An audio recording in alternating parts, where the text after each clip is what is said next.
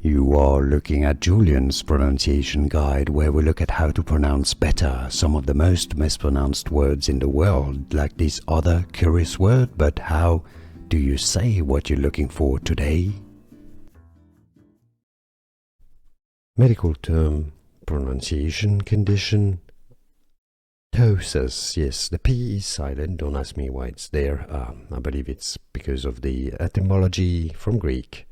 Ptosis, toe, says American English is similar. Ptosis or tosses maybe in the US, tosses or ptosis. Here are more videos on how to pronounce more confusing words and names too many mispronounced. Like this video if you found it useful. I appreciate your support. I'll see you soon and thanks for watching.